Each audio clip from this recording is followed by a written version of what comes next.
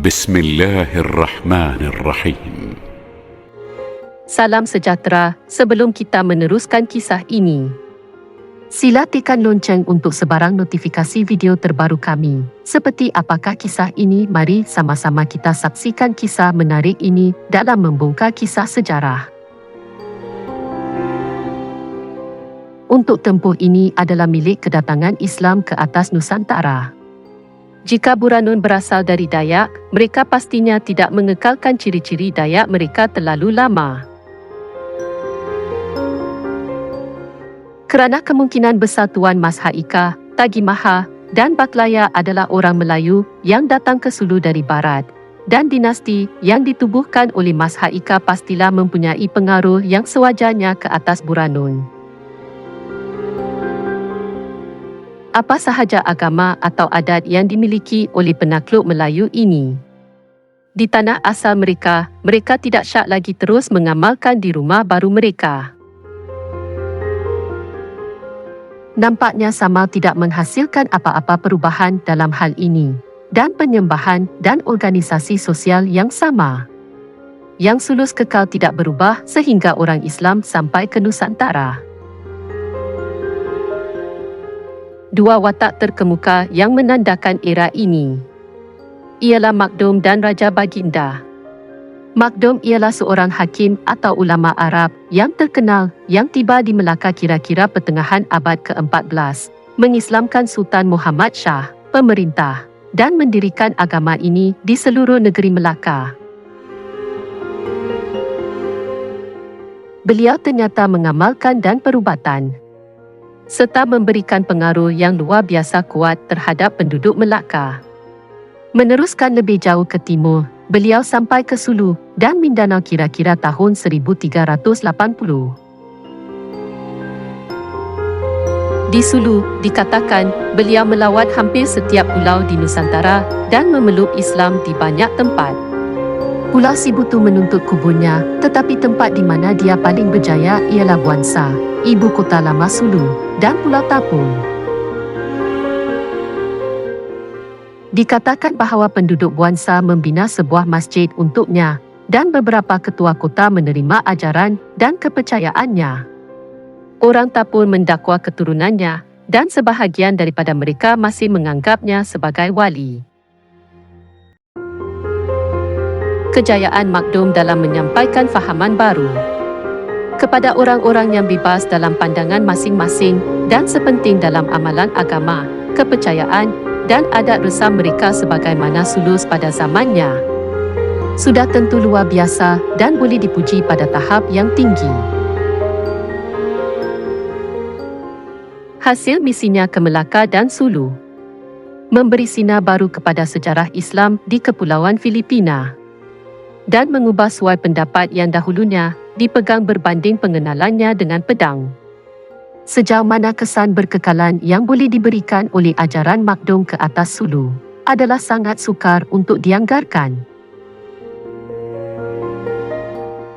Tetapi kemungkinan besar anak pokok baru yang ditanam di tanah Sulu akan menjadi layu tidak lama kemudian sekiranya tidak berlaku peristiwa masa depan yang menyiramnya dan memeliharanya hingga matang. Beberapa ketika selepas Makdum, silsilah Sulu mengatakan 10 tahun, datang ke Sulu seorang putera raja dari Minangkabau bernama Raja Baginda. Minangkabau adalah sebuah wilayah yang kaya dan tinggi di tengah Sumatera, dari mana banyak dinasti Malaya nampaknya berasal. Raja adalah gelaran yang biasa digunakan untuk semua Raja Malaya. Baginda dikatakan telah menyentuh di Sambuangan, Zamboanga, dan Basilan sebelum sampai ke Sulu. Sifat pergerakan sedemikian tidak dapat dijelaskan melainkan dia mengikut laluan utara yang menuju dari Borneo ke Cagayan Sulu, Pangutaran, dan Zamboanga, yang mana laluan itu nampaknya telah diambil oleh semua mubalik dan penceroboh Islam yang disebut dalam Tasilah. Rekod bertulis tentang kedatangan Baginda dan sejarah kemudiannya adalah sangat ringkas. Apabila dia tiba di Buansa, Sulus keluar untuk memeranginya dalam pertempuran, seperti yang kita jangkakan, tetapi Tak sila berterusan apabila mengetahui bahawa dia seorang Islam. Mereka berhenti daripada berperang, menjemputnya untuk tinggal bersama mereka dan nampaknya telah melayannya dengan sangat mesra. Kisah sedemikian adalah tidak masuk akal pada mulanya. Raja Baginda bukanlah seorang pedagang mahupun pengembara yang menjelajah Nusantara.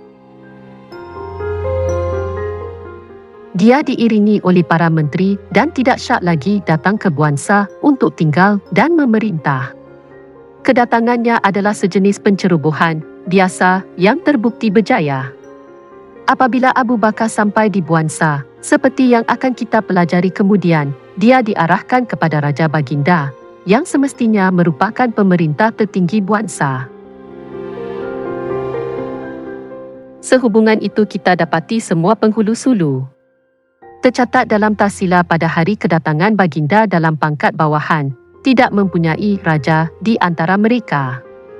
Silsilah sulu adalah sama mengelirukan seperti tahsila Maguindanao kerana ia menggambarkan kedatangan Baginda sedamai seperti kabungsuan. Beberapa ketua yang beragama Islam mungkin tertarik dengan bekas ketua mereka dan menyertai pasukan Baginda mengalahkan lawan mereka, tetapi kekurangan maklumat yang berkaitan dengan sejarah awal Filipina ini menjadikannya tidak praktikal untuk mendapatkan maklumat lanjut mengenai subjek itu. Walau bagaimanapun, ia mungkin tidak pada tempatnya untuk mengingatkan kita bahawa abad ke-14 ditandai dengan aktiviti luar biasa dalam kaedah peperangan.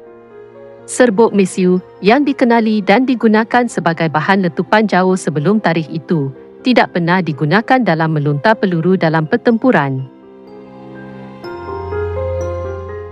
Orang Arab, kita tahu, menggunakan senjata api pada awal abad ke-14 dan kita mungkin menduga bahawa mereka telah memperkenalkan senjata sedemikian ke Melaka dan bahagian lain di Malaysia semasa mereka bergerak ke timur. Tidak mustahil seorang putera raja yang datang dari Sumatera telah dibekalkan dengan senjata api yang memukau penduduk Buansa yang jahil dan menundukkan keberanian Lanun Sulu dan Samal pada zaman itu. Kenyataan yang dibuat dalam tahsila Maguindanao bahawa selepas orang Selangan turun sungai ke tempat kabungsuan berlabuh, dia memberi isyarat atau menuding jarinya kepada mereka, tetapi salah seorang daripada mereka mati kerana itu dan mereka ketakutan dan dikembalikan. Adalah satu-satunya bukti yang ditemui yang mungkin boleh ditafsirkan untuk menunjukkan bahawa senjata api telah digunakan. Kekurangan pengesahan walaupun ini mungkin, namun kita secara positif tahu bahawa apabila orang Sepanyol sampai ke kepulauan ini, orang-orang ini mempunyai banyak senjata api, senapang, lantaka dan meriam lain. Dan kita mungkin wajar untuk mengatakan bahawa mungkin senjata api wujud di tanah di abad sebelum kedatangan orang Sepanyol ini membawa kita kira-kira ke zaman Baginda. Dalam mempertimbangkan etimologi gelaran penghulu sulu yang disebut pada zaman Baginda, kita perhatikan bahawa mereka terdiri daripada 3 golongan. Kelas pertama ialah Datu. Mereka ini mempunyai mantiri atau menteri dan mungkin mewakili keturunan Raja Sipat dan Tuan Mas Haika. Kelas kedua adalah Sheikh. Sheikh mungkin berasal dari bahasa Arab, Syekh, yang bermaksud ketua. Mereka ini adalah ketua-ketua Tagi Maha dan pangkat mereka ternyata lebih rendah daripada Datu. Golongan ketiga ialah orang kaya, ketua Baklaya. Mereka ini juga bawahan dalam grade dan tidak mungkin lebih tinggi daripada Sheikh. Perkataan Datu dan orang kaya yang mesti diingat adalah berasal dari bahasa Melayu, manakala Raja dan Baginda adalah bahasa Sanskrit. Baginda adalah yang tertinggi dan sering digunakan sebagai setara dengan Maharaja, manakala Raja bermaksud Raja sahaja.